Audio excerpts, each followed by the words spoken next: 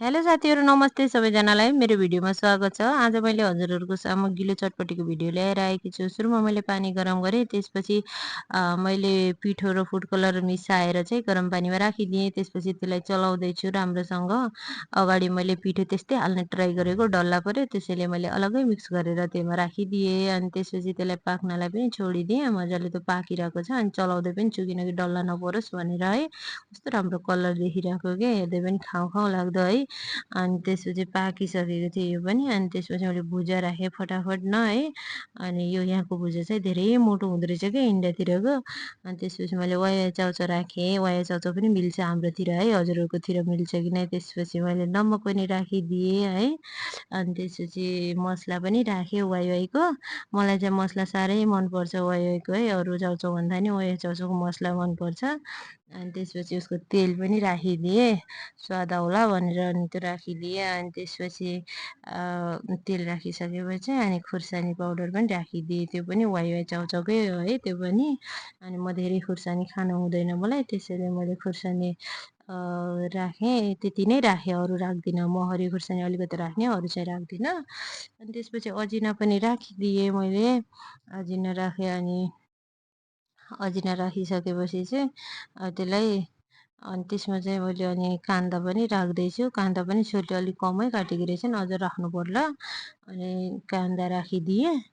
अनि त्यसपछि कान्दा राखिसकेपछि चाहिँ अब त्यसलाई चाहिँ अब खुर्सानी राख्नुपर्छ। अब हरियो खुर्सानी काटेको छु अनि हरियो खुर्सानी पनि राखेँ। अनि त्यसपछि कस्तो सानो भएको थियो कि भाँडो, मसँग ठुलो भाँडो थिएन, त्यही भएर त्यो अलि अप्ठ्यारो लागिरहेको थियो, त्यसमा चलाउनु मिल्दैन जस्तो थियो। मैले कान्दा पनि अलिकति काट भनेको, अब काटिदिँदैछन् छोरीले। अनि त्यसपछि मसँग चुक नभएको कारणले चाहिँ मैले निम्बु नै युज गरेँ है। मसँग चुक छैन, अनि पकाएको चुक भएको भए धेरै टेस्ट आउँथ्यो होला, तर निम्बु पनि ठिकै हुन्छ। मैले निम्बु राखेँ। अनि त्यसपछि अलिक कम लागे जस्तो भएर फेरि मैले निचोडेर फेरि राखिदिएँ निम्बु। अनि त्यसपछि निम्बु राखिसकेपछि चाहिँ अनि मैले निम्बु राखिसकेपछि चाहिँ अलिकति एउटा मसला हाल्न भुलेको रहेछु कि अघिको। अनि त्यही भएर त्यो मसला पनि राखिदिएँ, फेरि थपेँ। अनि कान्दा पनि थपिदिएँ, अहिले त धेरै हालेको अहिले कान्दा चाहिँ। अनि त्यसपछि कान्दा हालिसकेपछि चाहिँ त्यो तेल पनि त्यसमै राखिदिएँ। अब त्यो चाहिँ अब मजाले त्यसलाई चलाउँदैछु, चलाउन पनि मिलिरहेको थिएन सानो भाँडो भएकोले। अनि चमचले चलाइदिएँ। अनि त्यसपछि मेरो बहिनी आएको छ क्या। अनि मैले बहिनीलाई भनेको तिमी चलाइदेऊ न त, म भिडियो खिच्दैछु, मलाई अप्ठ्यारो भयो, सानो छ भाँडो पोखिन्छ भनेर बहिनीलाई चलाउन पठाएको छु क्या। विशेष गरी आज मैले मेरो बहिनीको लागि नै हो है चटपटी बनाएको। यस्तो बेला चाहिँ चटपटी खान मन लाग्छ नि त, त्यसैले। अनि मेरो बहिनी चाहिँ अब चलाउँदै छिन्। अनि त्यसपछि मैले अघि बनाएको कलर पनि राखिदिएँ है गिलो चटपटीको लागि। उसलाई चाहिँ गिलो चटपटी खान मन लाग्यो अरे कि। अब उनीहरू चाहिँ सुखै चटपटी बनाउँछ, म मात्रै हो सायद हाम्रो घरमा गिलो चटपटी बनाउने चाहिँ।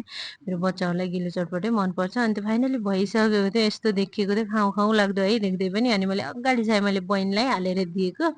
अनि लौ नि त, अनि खाऊ तिमी नै खाऊ अगाडि भनेर उसलाई हालेर दिएँ।